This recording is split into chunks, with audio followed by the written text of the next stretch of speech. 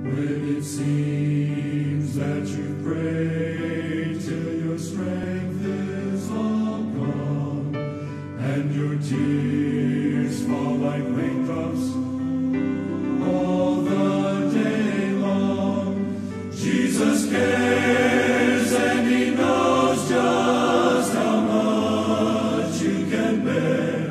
He'll speak your name to someone in prayer. Someone is praying for you. Someone is praying for you. So when it seems you're all alone and your heart will break in two,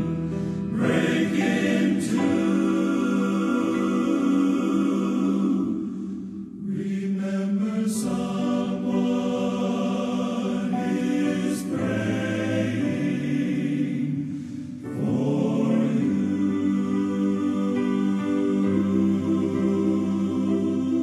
People need the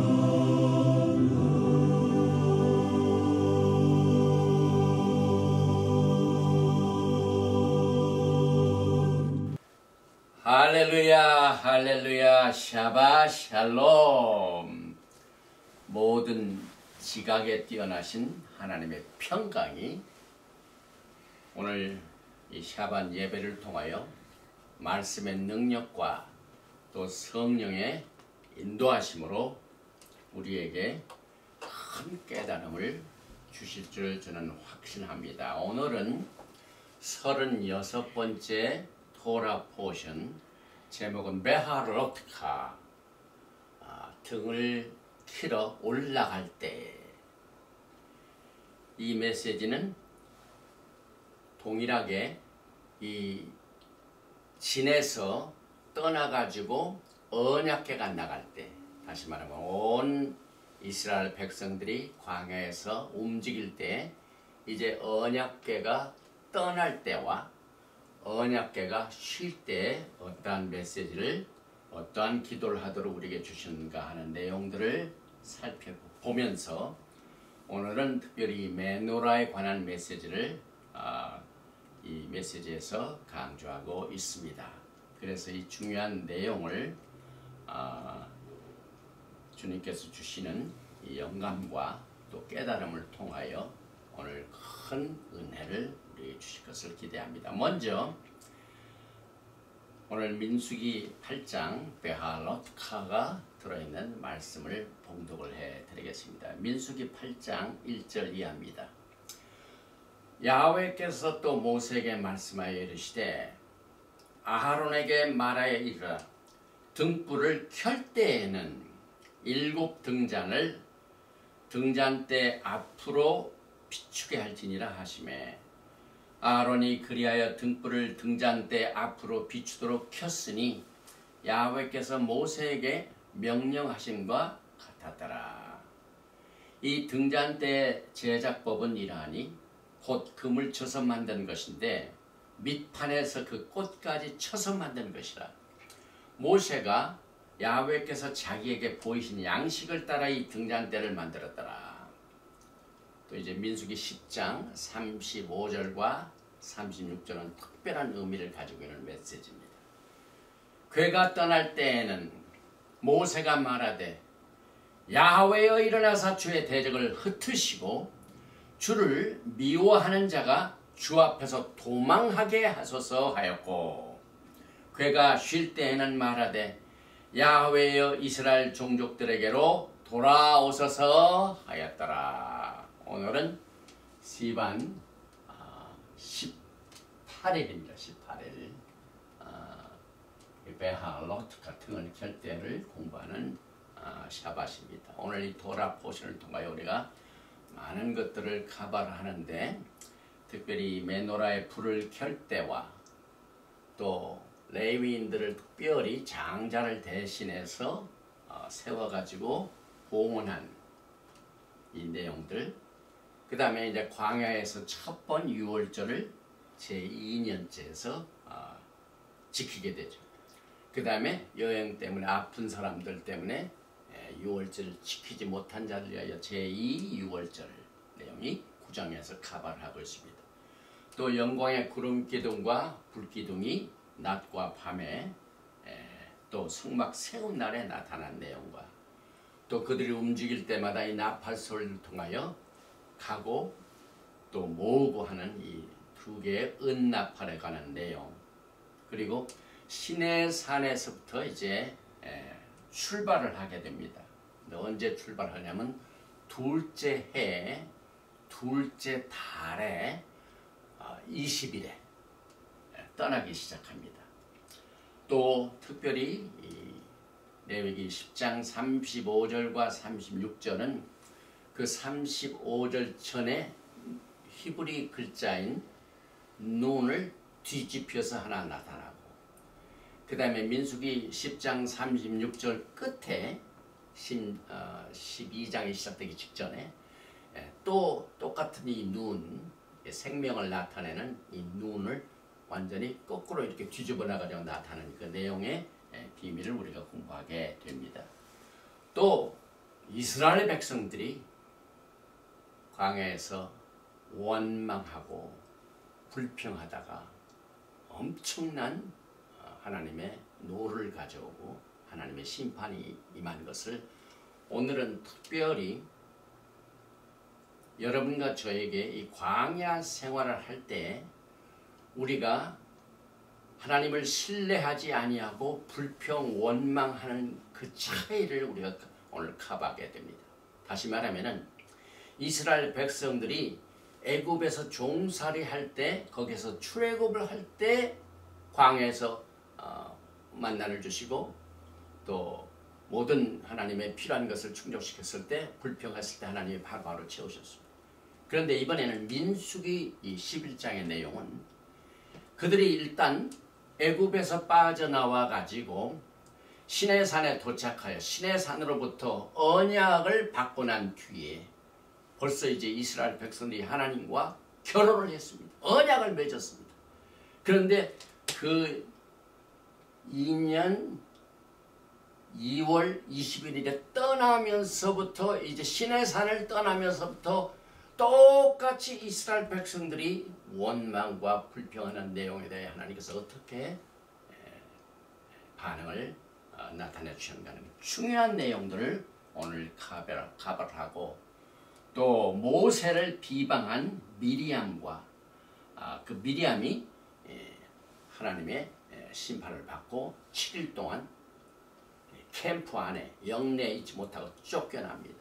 굉장히 심한 심판을 받게 되죠. 하는 내용들을 첫째는 우리가 히브리어를 먼저 쫙 커버를 하고, 그 다음에 두 번째 이 메노라에 관한 내용, 그 다음에 세 번째로 언약궤가 떠날 때와 언약궤가 쉴 때의 기도, 특별한 기도입니다.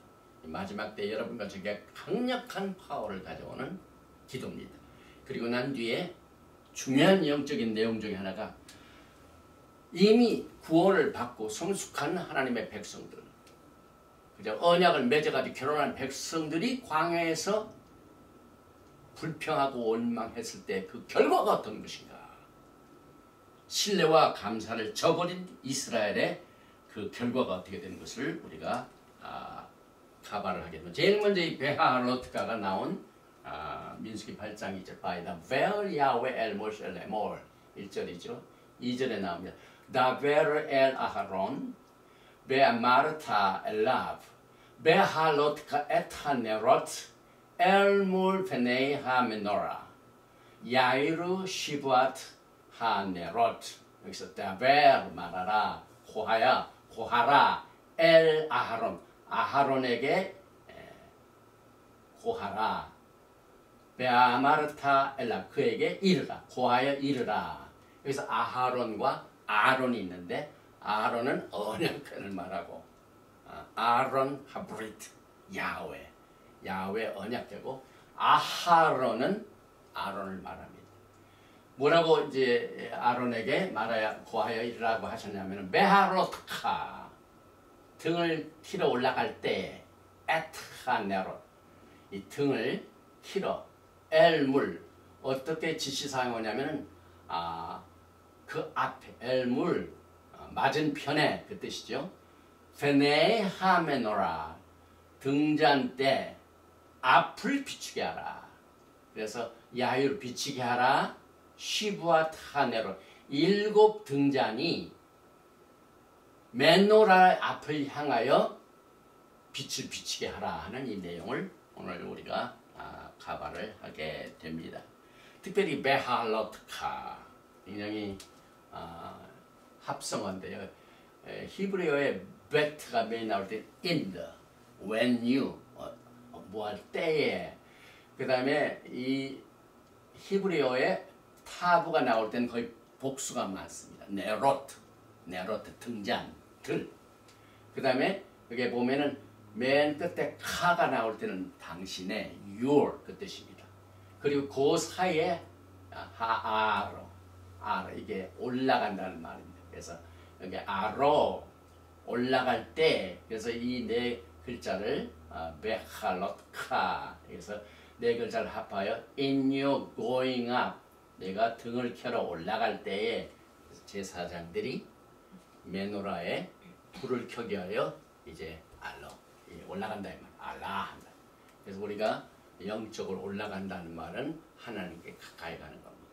그래서 우리가 토라 포션을 공부하면서 매주 조금씩 올라가는 이와 같은 내용들을 여기서 제사장의 사역 중에 하나가 등을 켜게 하여 올라가는 내용으로 우리가 깨닫게 됩니다. 그래서 이 불을 켜는 사역, 이건 제사장들의 특권이죠. 특별히 이 메노라 등대, 여기 보면 네는 등잔이죠. 그래서 메노라, 그래서 메노라는 등불을 비춰주는 받침대입니다. 그래서 그 받침대 위에는 기름이 있고 심지가 있고 이제 불이 있게 되죠. 그런데 우리는 이 예수와를 통하여 특별히 요한계시록의 7 교회를 말씀하시죠. 7 교회 사이에 등잔 금축대 사이에 계신 예수와를 우리가 반드시 빛을 발하는 내용을 가발경마다 주님과 연결이 되어야 됩니다. 왜냐하면 요한은 요한복음 1장 9절에 참빛, 진실된 빛, 진실된 메노라가 세상에 와서 각 사람에게 비추는 빛이 있었나니 그가 세상에 계셨으며 세상은 그로 말미암아 지은 바 되었으되 세상에 그를 알지 못하였고 우리는 이 땅에 사는 동안 영적으로 이 세상을 지으신 분을 알지만 이 세상이 세상을 지으신 자를 보지 못하는 세계에 저희가 살고 있습니다. 특별히 자기 땅에 오매 자기 백성이 영접하지 아니하였으나 이건 심각한 일이죠. 또 영접하는 자, 곧 그 이름을 믿는 자들에게는 하나님의 자녀가 되는 권세를 주셨으니 그래서 참 빛, 이 메노라의 진실한 뜻을 우리는 예수를 통하여 깨닫게 됩니다. 그래서 이 메노라를 차려놓는 모든 지시사항, 그래서 모든 7 등잔은 앞으로 비치게 하라 하는 내용인데 이 성막을 만들고 그 성막에 들어있는 모든 이 성물을 만들고 하는 내용들이 출애굽기에서 지시사항이 내려지고 그 다음에 그 지시한 대로 그대로 제작하였다라 하는 내용이 출애굽기에 있습니다.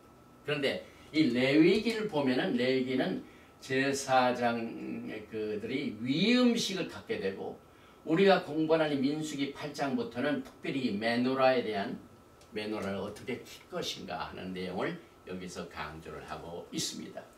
그리고 이 메노라에 보면은 크게는 이 샤프트 줄기가 있습니다.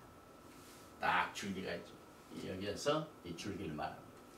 그 다음에 양쪽에는 브랜치가 있습니다. 그래서 왼쪽으로 세 브랜치, 그 다음에 오른쪽으로 세 브랜치, 가지가 있죠. 그런데 여기는 자세히 안 나왔지만 특별히 꽃과 꽃받침, 이게 아주 정교하죠. 이렇게 받쳐주는 꽃받침. 이렇게 해서 이 위에 등잔에서 불이 비춰지게 되는데 사실 이 기름을 히브리 말로 쉐맨이라고 쉐맨. 그런데 쉰맨 이 두 글자 기름을 말하는 쉐면하고 똑같은 이 글자를 공유하고 있는 중요한 단어가 창세기 1장 1절은 하샤마임. 그래서 기름과 하샤마임, 하늘과 깊은 뜻이 있죠. 그리고 이 쉐멘과 하늘, 이 샤마임은 이 쉰 맴의 뿌리 글자를 공유하면서 똑같이 쉔, 이건 이름을 말합니다. 하나님의 이름 굉장히 중요해요. 그 이름 자체는 그 사람의 성품을 말하죠. 그런데 이제 히브리 말로 예슈아, 이것을 누가 이 히브리 아트 하는 분들이 정교하게 하나, 둘, 셋, 넷, 다섯, 여섯, 일곱 정확하게 예슈아의 위에 있는 이 요드가 하나, 둘, 셋, 넷, 다섯, 여섯 정확하게 일곱. 그래서 나는 세상의 빛이니라. 세상의 빛이니라. 일곱 요도로 구성되어 있는 것을 우리가 또 발견하게 되고, 또 요한복음에 보면은 빛이 어둠의 빛이 돼 어둠이 깨닫지 못하며, 지금 우리가 살고 있는 세상 빛이 어둠을 비추고 있는데 그 어둠이 빛을 깨닫지 못합니다. 또 요한복음 8장에 보면은 예수께서 일러 가라사대 나는 세상의 빛이니. 여러분, 이 내용을 절대로 우리가 잊어서는 안 돼요. 우리는 지금 현재 어둠에 살고 있죠. 그 다음에 환경적으로 굉장히 힘든 시대에 살고 있죠. 그래서 하나님께서는 이 세상의 어둠 속에서 빛이 되신 예수님을 우리가 찾아야 돼요. 그래서 여러분과 저는 빛이 되신 예수님의 불을 붙이러 계속해서 올라가야만 하는 사명이 제사장들에게 주어졌습니다.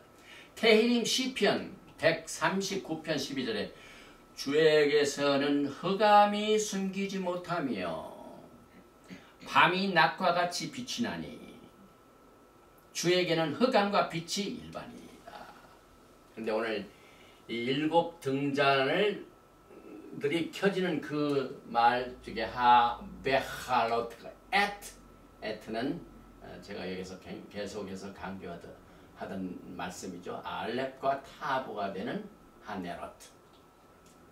그래서 이 등, 램프, 네르 앞에 알렙, 타, 처음과 나중에 되시는 예수아가 계시기 때문에 예수아의 등을 우리가 발견하고 그 빛에 불을 붙이는 이 일을 여러분과 제가 지금 하고 있습니다. 히브리서 9장 2절에 보면 예비한 첫 장막이고 그 안에 등잔대와, 그래서 그 성막 안에 있는 기구 중에 하나가 성소의 등잔대가 매너라가 있죠. 그런데 요한계시록 1장에 보면은 1장 12절에 몸을 돌이켜 나에게 말한 음성을 알아보려고 돌이킬 때 일곱 금촛대를 보았는데 내가 본 것은 내 오른손에 일곱 별의 비밀과 또 일곱 금촛대라. 일곱 별은 일곱 교회 사자요 일곱 촛대는 일곱 교회니라. 이 메노라를 통하여 하나님께서는 많은 함축적인 뜻을 여기에서 숨겨 놓으셨습니다. 그래서 예수께서는 일곱 금촛대 사이를 다니시는 예수로 우리가 보이는. 그러나 만약 우리가 하나님의 은혜를 저버리게 되면은 야훼 하나님께서 뭐라고 말씀하셨습니까? 계시록 2장 5절에 그러므로 어디서 떨어졌는지를 생각하고 회개하여 처음 행위를 하지라. 그리하지 아니하고 회개하지 아니하면 내가 내게 가서 내 촛대를 그 자리에서 옮기리라. 촛대가 옮겨지면 끝이죠. 이와 같이 오늘 이 제사장의 직무 중에 하나가 불을 켜러 올라가는 그 내용을 통하여 우리는 일곱 네롯 그 등잔을 통하여 여러 가지 뜻을 여기서 발견하게 됩니다. 특별히 또 요한계시록 보면 일곱 영이 나옵니다. 계시록 4장 5절이죠. 보좌로부터 번개와 음성과 우레소리가 나고 보좌 앞에 현 등불 일곱이 있으니 하나님의 보좌를 말합니다. 이는 하나님의 일곱 영이라. 그래서 오늘 예사야후 이사야서 2장 2절을 2절과 3절을 통하여 일곱 이 영을 우리는 그의 위에 야훼의 영, 곧 지혜와 총명의 영이요, 모략과 재능의 영이요, 지식과 야훼를 경외하는 영이 강림하시리니. 그래서 이게 야훼의 영, 지혜의 영, 총명의 영, 모략의 영, 재능의 영, 지식의 영, 야훼를 경외하는 영이 일곱 등잔 때 일곱 영으로, 일곱 교회로 우리가 또 보게 됩니다.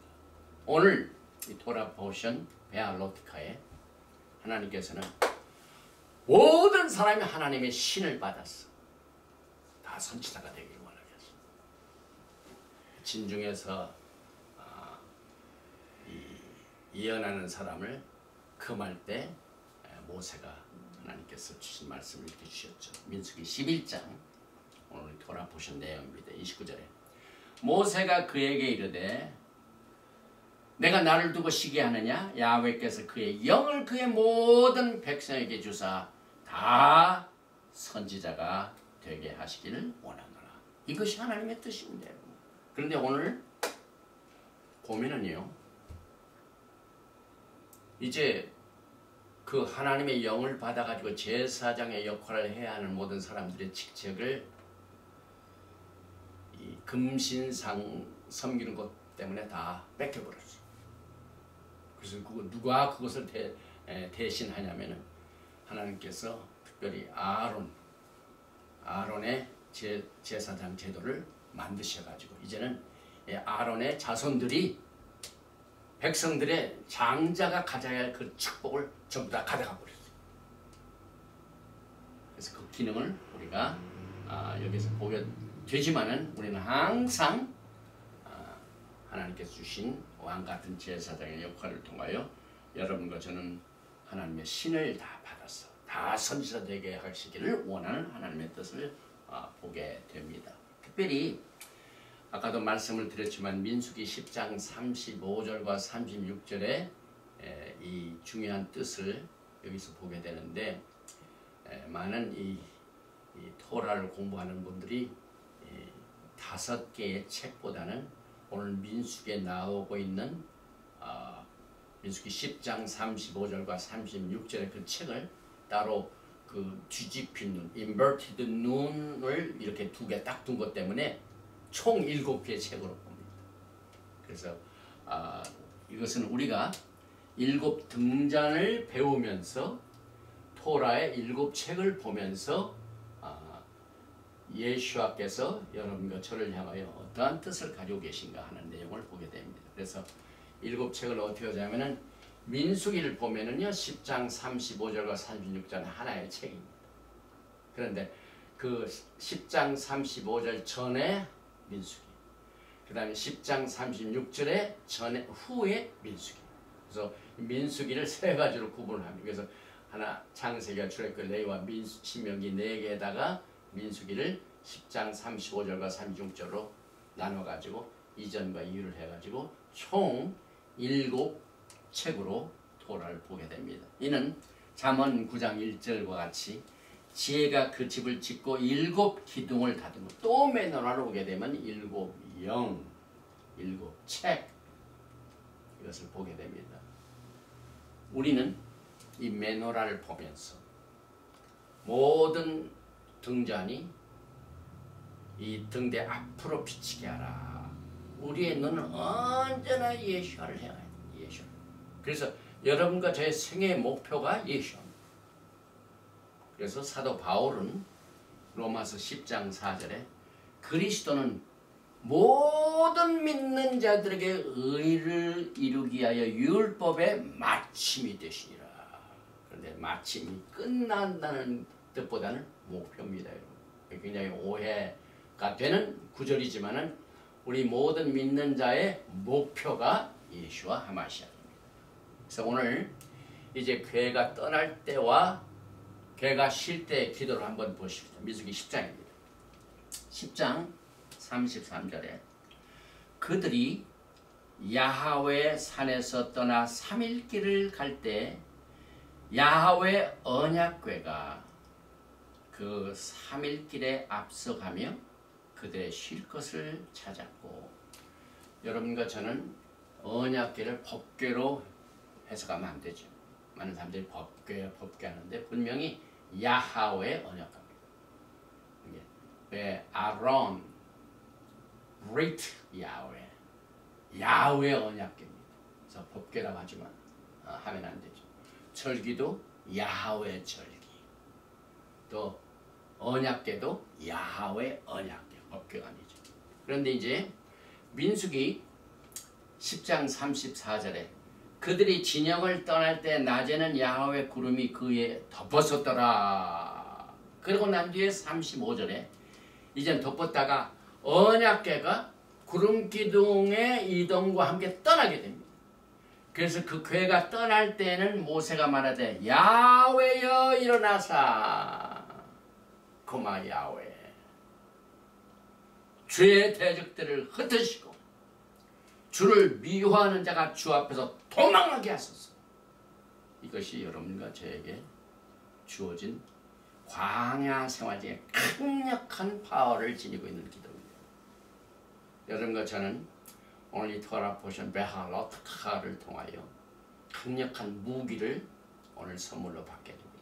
그래서 하나님의 언약궤가 떠날 때와 쉴 때의 기도를 통하여 이제 우리 주변에는 흑암이 꽉 들어차고 모든 세상이 야하웨를 대적하고 있고 야하웨 도라의 말씀을 대적하고 있습니다. 그런데 이 언약궤가 움직일 때 모세가 어떤 계시를 받았냐면 야훼여 일어나사 주의 대적들을 흩으시고 주를 미워하는 자가 주 앞에서 도망하게 하소서. 그리고 난 뒤에 궤가 쉴 때 말하되 야훼여 이스라엘 종족에게로 돌아오소서 하였더라. 쉴 때는 모든 하나님의 백성들을 모시고, 재림의 역사죠. 궤가 떠날 때는 우리가 이 땅에 사는 동안 광야 생활을 말합니다. 그래서 여기 뒤집힌 눈, 눈이라는 글자가 굉장히 중요한 뜻을 가지고 있죠. 이것은 부활과 생명의 능력을 말합니다. 그래서 이 히브리 글자의 눈은 여러분과 저에게 강력한 파워를 가져다 주고 있습니다. 특별히 이게 거꾸로 뒤집혔다는 건 죽었던 것이 완전히 다시 일어나 부활한다는 것을 의미하고 있습니다. 그래서 이 눈은 14번째 글자 중에 14도 굉장히 중요한 뜻을 가지고 있고, 이 눈 자체는 fish, 강력한 팍팍 뛰는 이 고기, 그래서 물고기가 물에서 꼬리를 치고 점프하는 생명력이 넘치는 부활의 모양을, 그래서 이 생명력의 액션, 이것을 이 눈이 말해주고 있습니다. 그래서 우리는 특별히 궤가 떠날 때 여기 동사를 보면 굉장히 강하죠. 야훼 일어나소서, 야훼 쿠마, 주의 대적들을 흩어주세요. 주를 미워하는 자로 도망가게 하소서.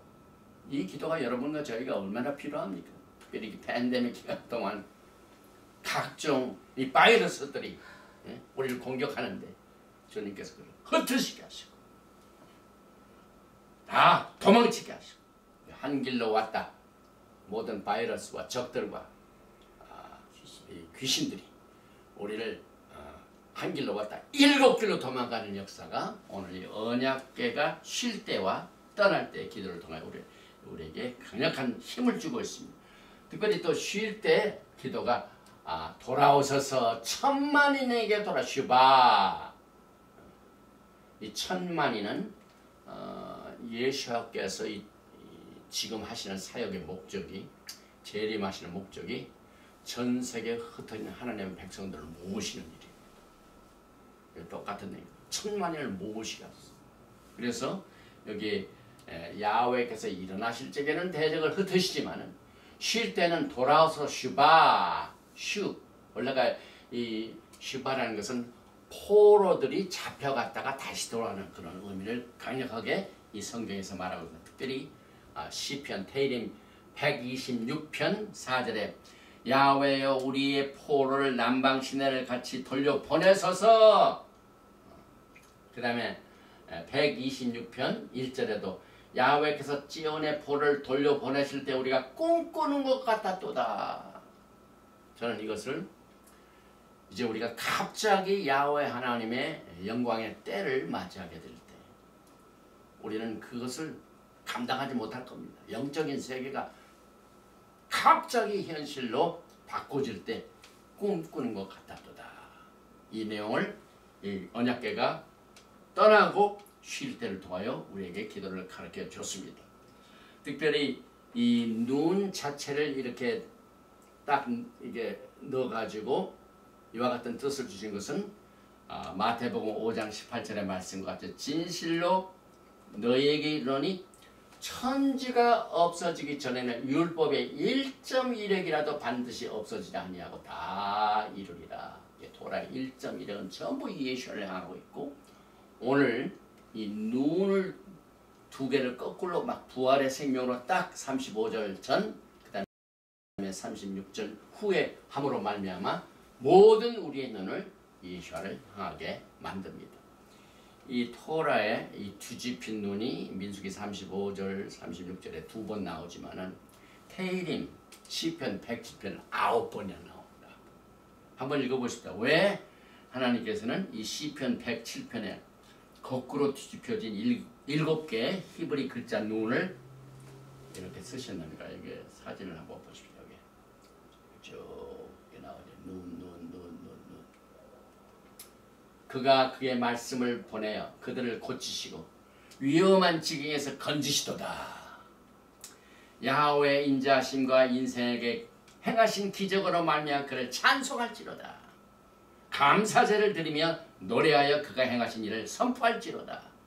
배들을 바다에 띄우며 큰 물에서 일을 하는 자는 야훼께서 행하신 일들과 그의 기이한 일들을 기쁜 바다에서 보나니 야훼께서 명령하신 즉 광풍이 일어나 바다 물결을 일으키고 이건 부활의 생명이 꿈틀거리는 걸 말합니다. 다시 압박과 재난과 우환을 통해 그들의 수를 줄이시며 낮추시도다. 그래서 시편 107편에 나오는 7배의 뒤집힌 눈도 똑같이 민수기 10장 35절과 36절 같이 죽었던 것들이 다시 부활의 생명의 능력을 우리에게 상기시켜 주고 있습니다. 그래서 이 눈 자체가 이 물고기가 올라가는 특별히 광풍이 일어나 바다 물결을 일으키는다. 이것은 부활의 표적을 말합니다. 그래서 예수께서 이 요나의 표적 외에는 보일 표적이 없느니라. 요나가 밤낮 사흘 동안 큰 물고기 뱃속에서 있었던 같이 그래서 부활의 생명의 능력을 여기서 암시하고 있습니다. 또 이 그림을 보면 상당히 리얼하죠. 이 와시는 지역에도 물고기가 많죠. 특별히 이제 이 히브리 글자인 눈, 이 게마트리아는 50은 희년을 말. 자유와 삶의 충만을 뜻하죠. 이스라엘 백성들이 출애굽을 하고 난 뒤에 7749 일곱 샤밧을 보내고 난 뒤 그 다음 날 50일째 뭘 주셨습니까? 언약을 주셨죠. 그래서 또 50년은 요벨 희년을 말해요. 그래서 이 눈이 굉장히 중요한 뜻을 우리에게 가져다 주고 있습니다. 특별히 눈 자체는 눈은 충성되고 그리고 의로운 자다. 눈의 아들 청년 여호수아. 상당히 좋은 해석입니다. 그 다음에 이제 50이 이 눈인데 14번째 글자지만은 성경에 나오는 인물 가운데 다윗도 14의 수치를 가지고 있습니다. 이 눈의 14번째 수치입니다. 네, 마태복음 9장 20절 다윗의 자손이여 다윗 14을 말하고 눈은 50이죠. 그런데 히브리 글자의 숫자 중에 특별히 14는 무엇과 연결이 되냐면은 예수님의 계보 속에 나타납니다. 왜 하나님께서는 14세대 이걸 주셨는지 모릅니다. 마태복음 1장 17절에 그런즉 모든 대수가 아브라함부터 다윗까지 14대요. 14죠. 다윗으로부터 바벨론을 이거할 때까지 14대요. 바벨론으로 이거한 후부터 그리스도까지 14대라. 6월절도 니산 14일. 오늘 이 토라포신의 두 번째 해의 첫 번 광야에서 지켜지는 베삭 6월절도 정월 14일에 지켜졌습니다. 그래서 우리는 총 9개의 뒤집힌 눈을 시편 또 민수기 이것을 통해서 보게 됩니다. 오늘 여러분과 제가 한 가지 심각하게 생각할 내용이 하나 있습니다. 그 이유는 이스라엘 백성들이 애굽에서 빠져나오고 난 뒤에 불평하고 원망할 때 필요한 것들을 다 충족을 시켜주셨습니다. 그런데 일단 시내산에 도착하고 난 뒤에 제2년째 도착한 그 다음 해에 떠나면서 광야에서 또 이스라엘 백성들이 먹는 것 때문에 불평하고 원망하는 내용이 나옵니다. 이때 하나님께서 이스라엘 백성들이 처음으로 애굽에서 빠져나왔을 때 굶주림을 어떻게 해주셨는가 하고 언약을 받고 난 뒤에 시내산에서 떠난 뒤에 또 이 음식 문제로 원망하고 불평하는 그 태도가 굉장히 차이가 납니다.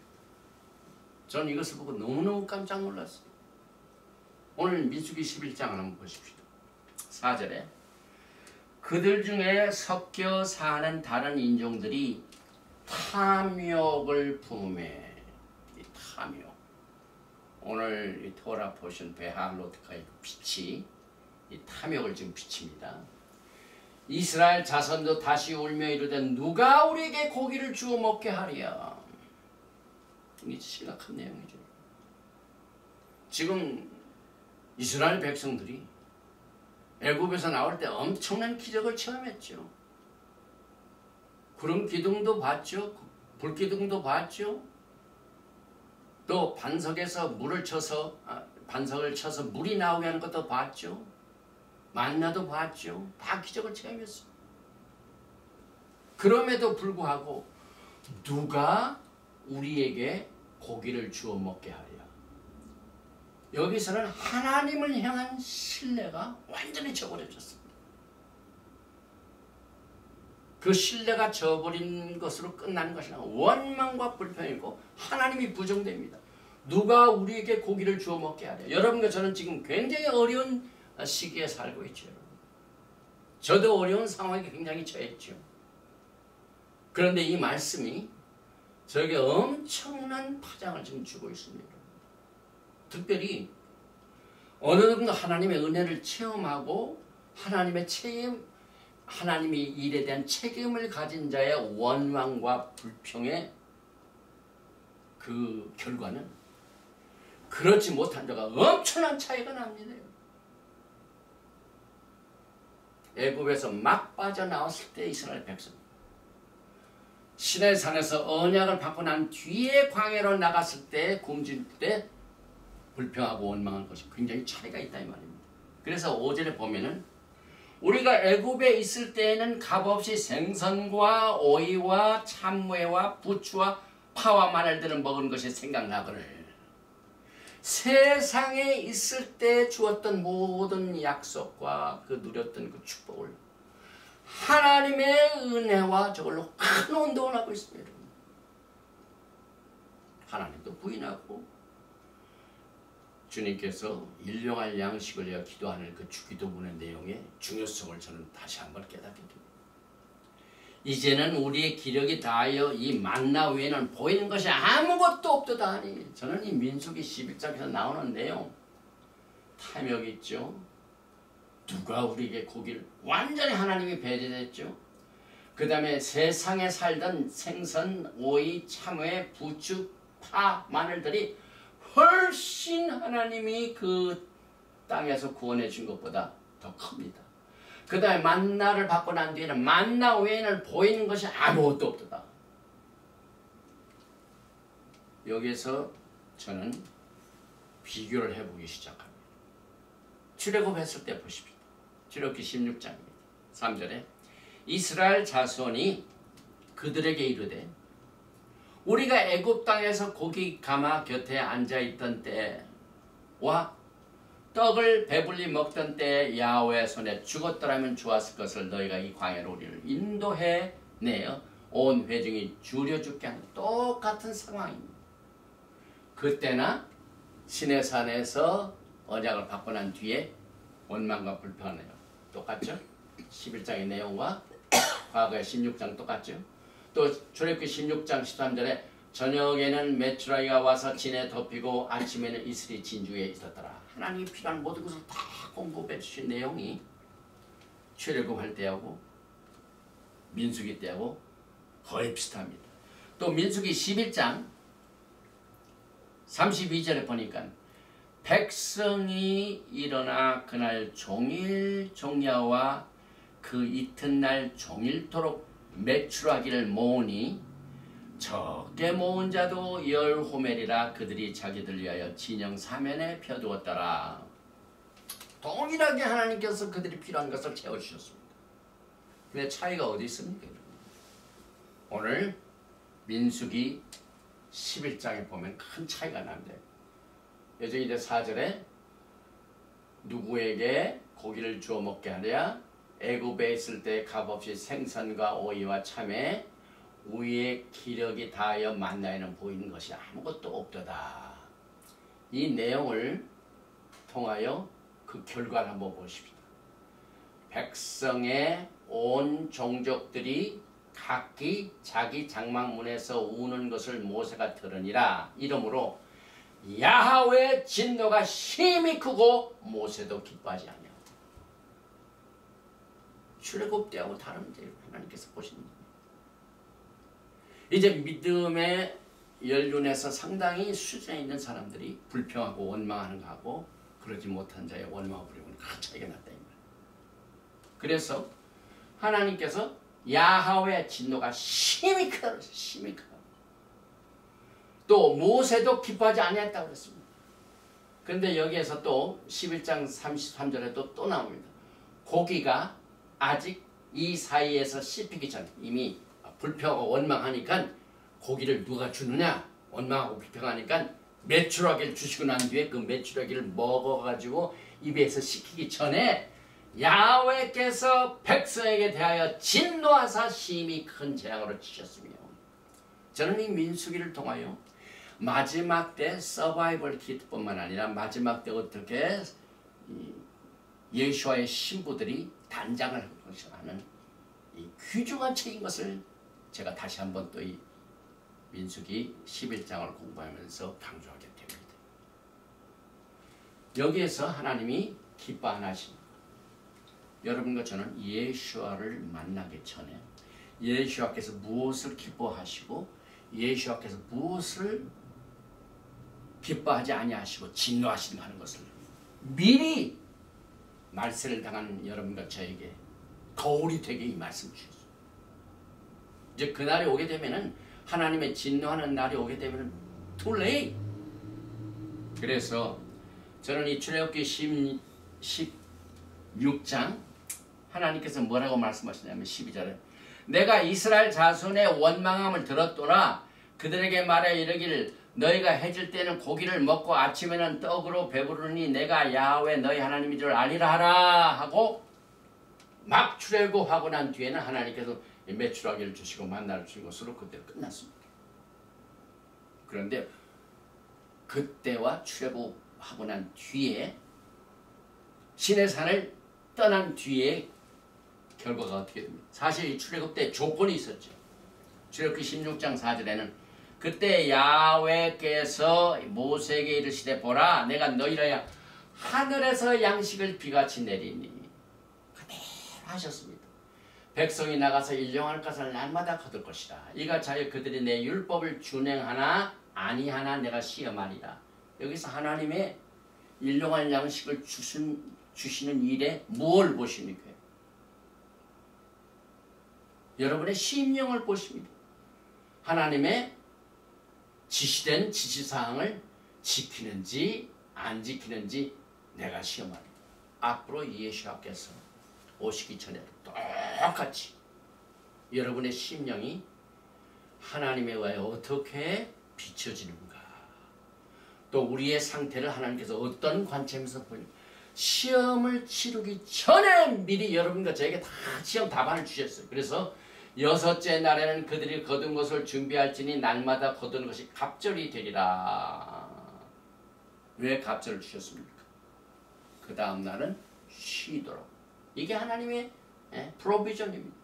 그래서 그들은 매일의 양식을 위해 하나님께 전적으로 의존함으로 자기들이 혼쭐할 것이 하나도 없었어요. 배가 고프니까 얼마나 불편, 하나님이 주셨어요. 그래서 전적으로 그들의 상태는 하나님께 달려있는 거예요. 내가 뭐 할 수 있는 게 없어요. 컨트롤할 수 있는 게 없어요. 그래서 여러분과 저는요, 마지막 때에 어려움이 닥칠 때 여러분의 상태, 다시 말하면 vulnerable, 취약할 때 그래도 그건 하나님의 은혜입니다. 우리가 어려움을 당할 때 이 취약함의 상태에 있는 자체가 하나님의 긍휼과 자비의 대상이에요.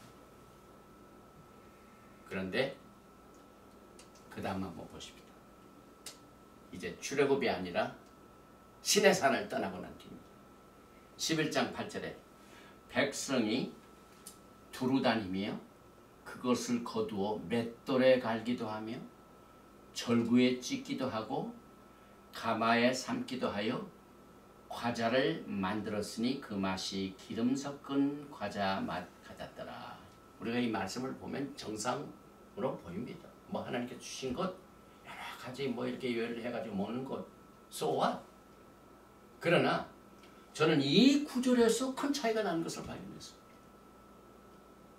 민수기에서는 이스라엘 백성들이 전적으로 과거에 출애굽할 때 이렇게 의존하던 것이, 그 취약점이 있던 것이 이제는 하나님이 주신 것을 자기가 컨트롤합니다. 어떻게 컨트롤합니까? 맷돌에 갈고 절구에 찢고 가마에 삶기도 하는 내용은 과거에 없었어요.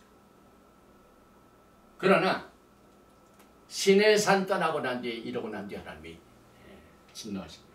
다시 말하면 하나님께 전적으로 매일 양식을 의존하는 그 취약점보다 이제는 내가 컨트롤해서 하나님이 주신 것에 전적으로 의존하는 것이 아니라 내가 컨트롤해서 내 자신의 인생을 내가 컨트롤해야 되겠다 하는 그 상태를 여기서 말하고 있습니다. 그래서 출애굽기 15장 26절에 이르시되 너희가 너희 하나님 나 야훼의 말을 들어 순종하고, 이것은 전적으로 의존하는 상태입니다. 또 내가 보기에 의를 행하며 내 계명에 귀를 기울이며 내 모든 규례를 지키면 내가 애굽 사람에게 내리는 모든 질병 중 하나도 너희에게 내리지 아니하리니 나는 너희를 치료하는 야훼. 이건 전적으로 우리가 취약성을 가지고 있으면서도 하나님 앞에 모든 것을 맡겨두는 상태입니다. 내가 컨트롤하는 것이 없어요. 그러나 그 다음은 자기가 컨트롤하고 야훼 하나님의 말씀을 순종하고 듣는 것보다는 내가 뭐 절구에 찢고 뭘 하는 그것을 통하여 여러분과 제가 만약에 어려움을 겪는 것을 이기려고 하면 하나님의 진노가 임한 것을 우리는 교훈으로 삼게 됩니다. 여러분과 저는 이 만나의 프로세스 자체는 만나를 컨트롤, 만나의 주인이신 야훼 하나님입니다. 과거에 모세도 어떻게 이 수많은 사람들에게 고기를 먹일 수가 있습니까? 이 야훼 하나님께서 내 손이 짧으냐? 내가 내 눈앞에서 내 말이 이루어지는 것을 보리라 하시면서 바람을 부르셔가지고 메추라기를 보내시고 난 뒤에 그들이 그 입술에서 이빨에서 씹히기도 전에 하나님의 진노가 임합니다. 오늘 여러분과 저는요, 이 팬데믹 기간 동안 여러 가지 불평과 원망과 답답함이 있습니다.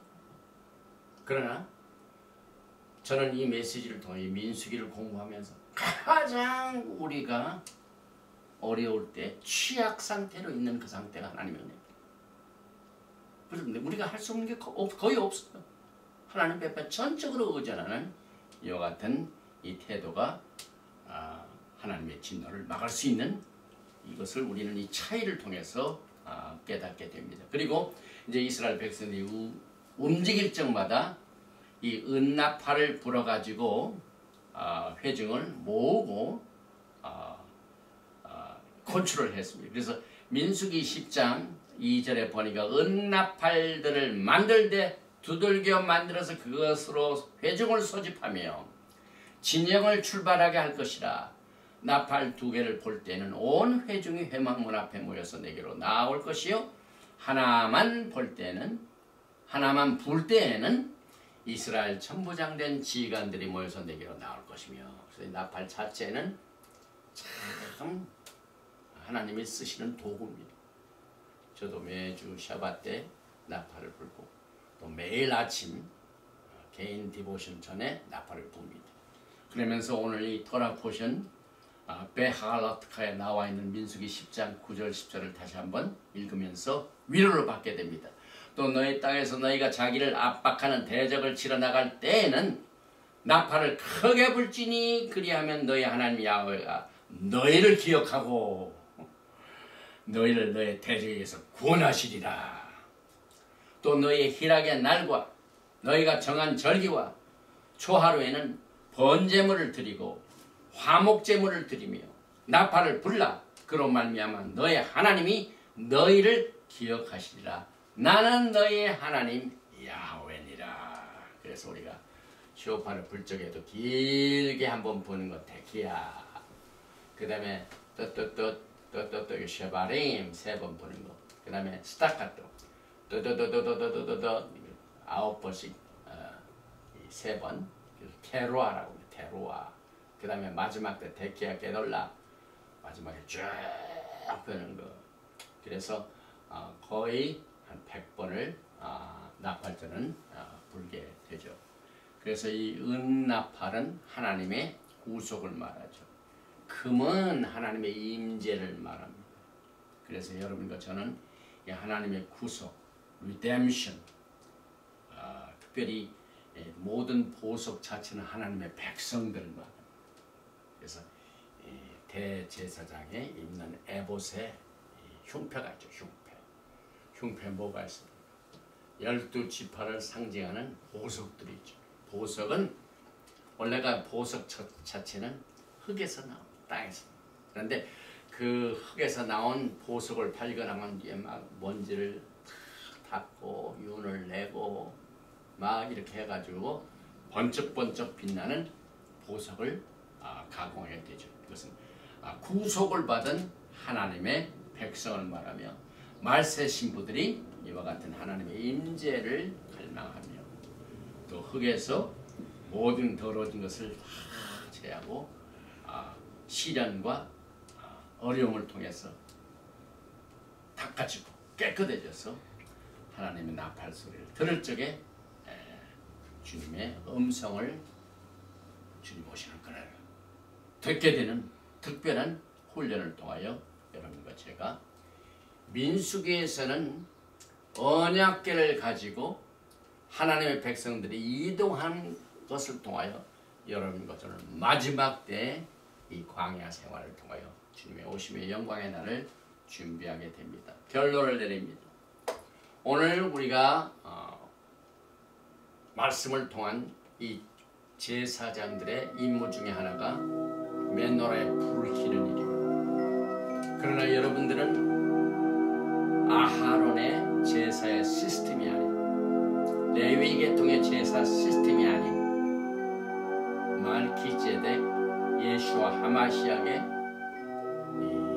제사 시스템에 의하여 야하웨 하나님의 아들 예수와 하마시아의 세상에 빛으로 오신 예수와의 빛을 비치는 사명을 부르심을 받았습니다. 그래서 오늘 토라 포션 공부에서 맨노라에 불을 붙이는 모든 일이 여러분과 저에게 왕같은 제사장의 사명으로부터 부르심을 받았기 때문에 오늘 특별히 이 언약궤가 움직이는 이것을 통하여, 언약궤가 쉴 때 기도를 통하여 하나님의 능력을 받아 이 악하고 음란한 세대, 흑암의 이 세대들을 우리가 이길 수 있는 힘을 여기에서 우리가 가져야만 됩니다.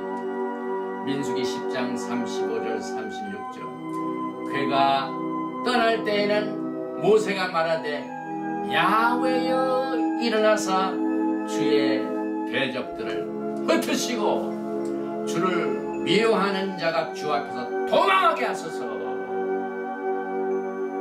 궤가 쉴 때에는 말하되 야훼여 이스라엘 종족들에게서 돌아오소서 하는 이 기도가 여러분의 이 광야 생활, 주님 오시는 그날까지 여러분의 강력한 무기가 되어 승리하시는 여러분과 제가 되시는 주님의 이름으로 축원드리며 오늘 베하롯카 펼 때에 36번째 토라 포션을 여기서 마칩니다. 야훼 하나님 감사합니다. 오늘은 특별히 이 민수기 8장에서 12장을 통하여 많은 것을 분별하며 배우게 됩니다. 하나님께서는 빛으로 이 세상에 오셨거든요. 창조자 하나님을 이 세상에 창조받은 세상이 깨닫지 못하고 이 세상에 어둠이 오신 빛을 보지 못한 것은 오늘 왕같은 제사장으로 부르심을 받은 우리들이 예수와의 멘노라에 불을 켜는 사명을 받았습니다. 어둠에서 빛으로 인도하신 하나님의 성령의 능력과 성령의 역사를 통하여 우리 모두가 다 성령의 충만함을 받아 선지자가 되는 이 사명도 받았습니다. 오늘 이 시간에 주님의 음성에 귀를 기울인 하나님의 백성들을 일으켜 주시옵소서. 궤가 떠날 때는 야훼 하나님께서 일어나셔서 모든 적들을 다 무찌르시고 흩어버리게 하여 주시옵소서. 또 언약궤가 쉴 때는 야훼 하나님께서 오셔서 전 세계에 흩어져 있는 하나님의 백성을 모으셔서 영광의 날을 승리의 날로 맞이할 수 있도록 우리에게 모든 발걸음 하나하나를 전적으로 의존하는 신뢰와 믿음으로 살 수 있는 강력한 힘을 돋구어 주시기를 간절히 원합니다. 요즘 이렇게 힘든 광야 같은 세상에서 병마로 고통당하는 자를 주님께서 기억하여 주시고 치료하여 주시옵소서. 주님께서 우리에게 채찍에 맞음으로 말미암아 너희가 나음을 입었다는 약속을 주셨습니다. 또 주님께서 나는 너희를 치료하는 야훼니라고 말씀하셨습니다. 이 라페카 야훼 하나님 치료자 예수께서 병든 자를 일으켜주시고 치료하여 주시고 모든 병마의 귀신들을 다 멸쳐주시고 흑암의 권세들을 잡아서 내어 쫓아주시고 또 여러가지 관계 가운데서 고통당하는 자, 또 재정적인 어려움으로 눌림을 받는 자, 오늘 이 시간에 주님의 해방과 주님의 음성을 통하여 닫힌 문을 활짝 열어주시고 없는 것을 있게 하시는 창조의 역사를 통하여 야훼 하나님의 말씀이 우리 앞에서 이루어지는 것을 볼 수 있는 신령한 세계를 열어주시고 승리할 수 있도록 도와주시기를 간절히 원하며 마시엠 예슈와 하마시암 아멘. 예그레헤카 야훼 베이시메레카 야엘 야훼 파나베 레이카 비후네카 이사 야훼 파나베 레이카 베아삼네카 샬롬. May Yahweh bless you and keep you. May Yahweh make his face to shine upon you and be gracious to you. May Yahweh lift up his countenance upon you and give you shalom. 야훼 하나님께서 내게 복을 주시고 너를 지키시기를 원하시며 야훼 하나님께서 내게 얼굴을 비치사 은혜 베푸시기를 원하시며 향하여 드사 평강 주시기를 원하노라 할지니라 하라. hem 예수와 하마시아 Prince of Peace and coming King. 아멘. 샬롬 알레이켐. 샤바 샬롬.